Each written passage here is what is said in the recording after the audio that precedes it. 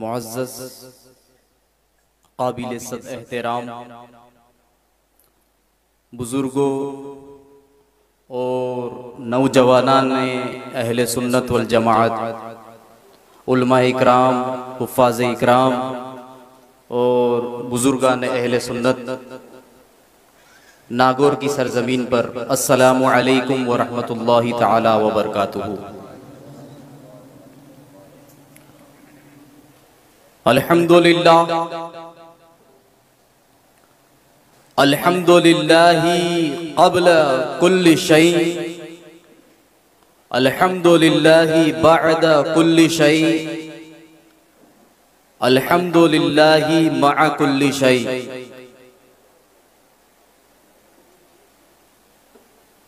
अल्हम्दुलिल्लाहि रब्बिल आलमीन वल आक़िबतु लिल मुत्तक़ीन वस्सलातु वस्सलामु अला रसूलिहिल करीम व अला आलिहि व अस्हाबिहि व अज़वाजिहि व अहलि बैतिहि अजमईन, अम्मा बाद। फ़अऊज़ु बिल्लाहि मिनश शैतानिर रजीम, बिस्मिल्लाहिर रहमानिर रहीम। इन औलियाउहु इल्लल मुत्तक़ून वलाकिन्न अक्सरुहुम ला यअलमून। सदक़ल्लाहुल अज़ीम व सदक़ रसूलुहुन नबियुल करीम व नहनु अला ज़ालिका लमिनश शाहिदीन व शाकिरीन व ज़ाकिरीन वल्हम्दुलिल्लाहि रब्बिल आलमीन।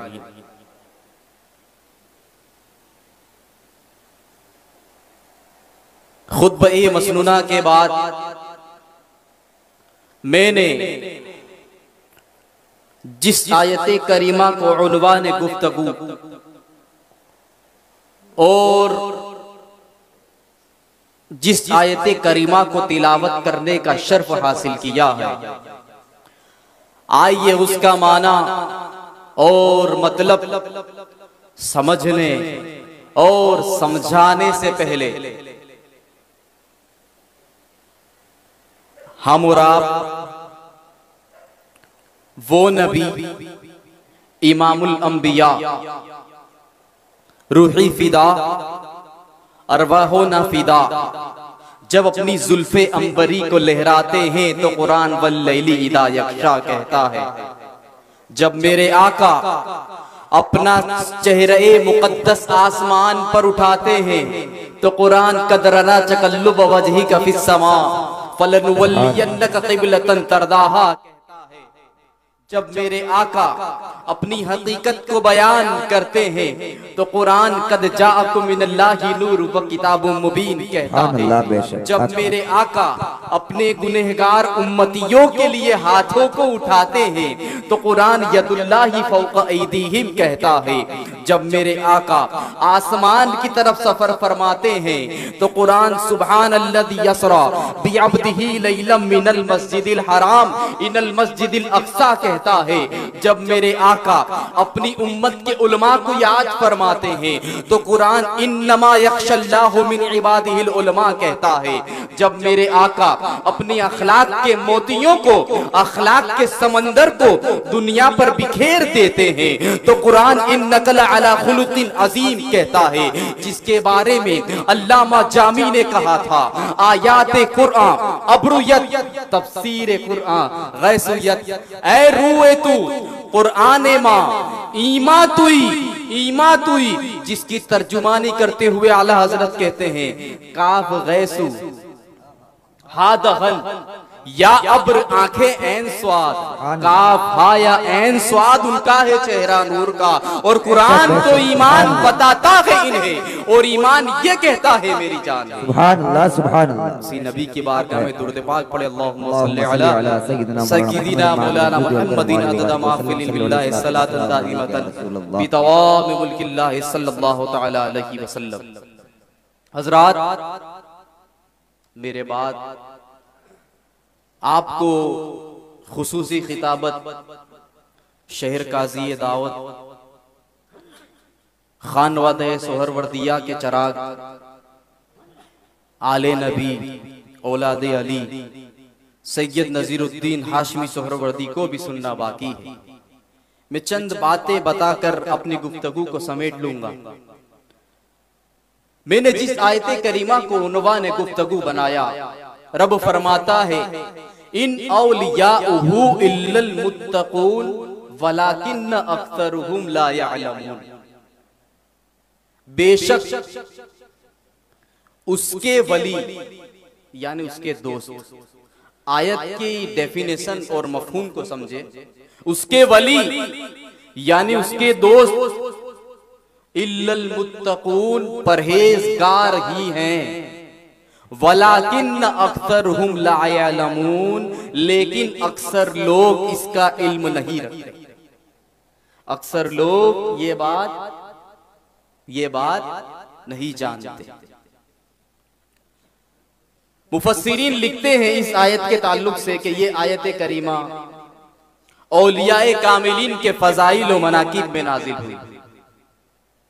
अब मैं आपसे पूछता हूं, अल्लाह तबारक व तआला ने इस दुनिया को जब आबाद किया, चांद और सूरज को बनाया, जमीन को बनाया, आसमान को बनाया, तहतुस्सरा को बनाया, सातों आसमान को बनाया, अर्शे आज़म को बनाया, लोहो कलम को बनाया, सितारों को बनाया, सूरज को बनाया, हत्ता कि अल्लाह ने हर चीज को पैदा फरमाया, लेकिन अपनी रुश्तो हिदायत के लिए रब तबारक व तआला ने अंबिया इकराम के सिलसिले को शुरू फरमाया। अब ये वही अंबिया इकराम अपनी किताबों को, सहीफों को लेकर अपनी उम्मतों की तरफ आते रहे। मेरे आका फरमाते हैं अना खातिमुन नबिय्यीन ला नबिय्यु बअदी, के बेशक मैं तमाम अंबिया में आखिरी नबी हूँ और मेरे बाद कोई नबी नहीं होगा। यानी ये अंबिया इकराम का रुश्दो हिदायत का सिलसिला मेरे आका तक पहुंचा और मेरे आका ने फरमाया यहाँ से नबूवत का दरवाजा बंद हो गया। अब जब नबूवत का दरवाजा बंद हो गया तो अंबिया के इकराम की रुश्दो हिदायत को आगे कौन बढ़ाएगा? तो हदीस में मिलता है कि मेरे आका सल्लल्लाहु तआला अलैहि वसल्लम ने फरमाया अल उलमाउ वरसतुल अंबिया, उलमा अंबिया के वारिस बनकर आएंगे। दूसरी हदीस में फरमाया मेरी उम्मत के औलिया बनी इसराइल के नबियों के बराबर होंगे। मेरी उम्मत के औलिया बनी इसराइल के नबियों के बराबर होंगे। अल्लाहु अकबर। बात हमको समझ में कैसे आई? इस बात को समझने के लिए मैं आपको एक और आयत बताना चाहता हूं ताकि ये बात पूरी समझ में आ जाए। कुरान में ऐलान है इन्नद्दीन इंदल्लाहिल इस्लाम, के बेशक रब के नजदीक पसंदीदा दीन दीन इस्लाम है। तो वो इस्लाम कैसे है? अब ये इस्लाम को अल्लाह तबारक व तआला ने हजरत आजम से शुरू फरमाया, हजरत ईसा तक तमाम अंबिया इकराम इस्लाम को फैलाते रहे और आखिर में मेरे आका सल्लल्लाहु तआला अलैहि वसल्लम सबसे पहले और नबियों में मेरे आका थे, लेकिन तशरीफ बाद में मेरे आका तशरीफ लाए और मेरे आका फरमाते हैं अव्वलु मा खलक़ल्लाहु नूरी व मिन नूरी खलक़ कुल्ली शैइन, यानी अल्लाह ने सबसे पहले मेरे नूर को पैदा फरमाया और मेरे नूर से ही सारी कायनात को पैदा फरमाया। मेरे नूर से ही सारी कायनात को पैदा फरमाया। रब फरमाता है इन्नद्दीन इंदल्लाहिल इस्लाम, के बेशक दीन सब दीनों में अल्लाह के नजदीक पसंदीदा दीन दीन इस्लाम, पसंदीदा दीन दीन इस्लाम है। अब वो कैसे? तो ईसाइयों में सबसे बड़ा एक स्कॉलर था जिसने अपनी एक किताब लिखी है, उसका नाम है making of humanity. Making of humanity. उस किताब में आप देखें अंबिया इकराम की विरासत को औलिया इकराम ने कैसे फैलाया, मैं वो बता रहा हूं। और गौस बहाउद्दीन ज़करिया मुल्तानी रदियल्लाहु तबारक व तआला अन्हु ने अंबिया इकराम की इस विरासत को हर एक मुल्क में और तमाम मुमालिक में कैसे फैलाया।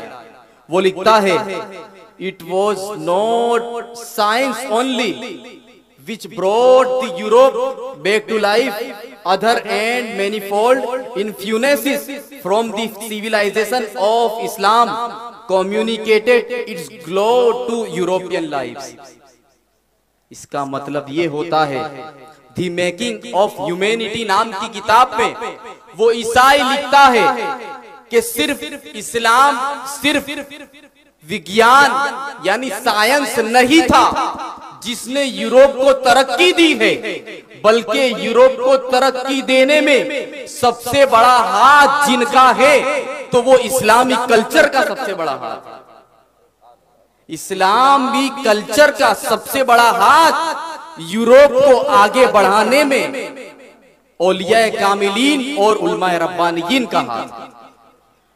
और इसकी तशरीह करते हुए अल्लामा इकबाल कहते हैं, I believe the personality of the prophet Muhammad सल्लल्लाहु ताला अलैहि वसल्लम।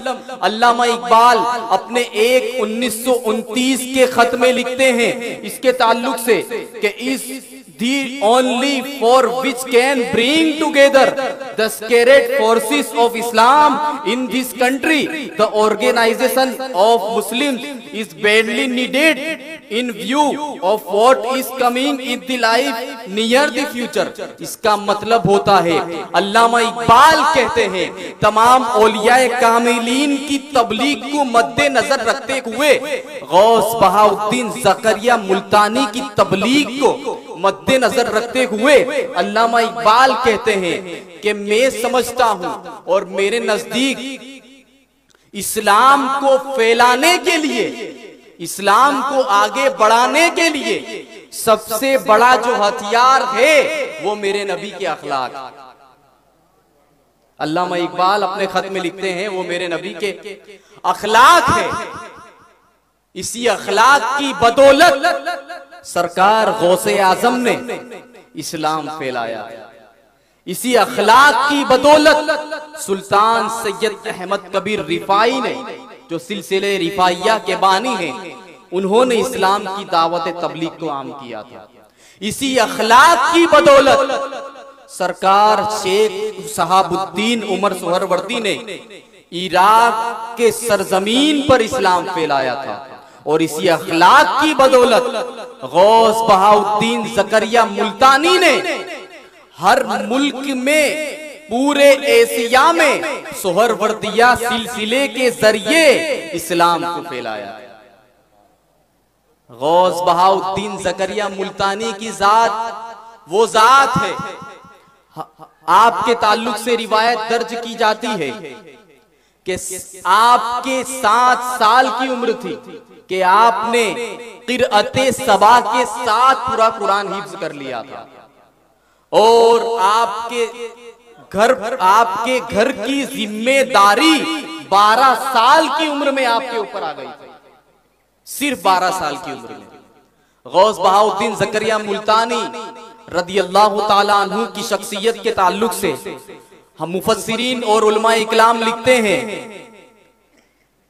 कि आप मुहद्दिस भी थे, मुहद्दिस भी थे, मुफस्सिर भी थे और अपने वक्त के मुजद्दिद भी थे।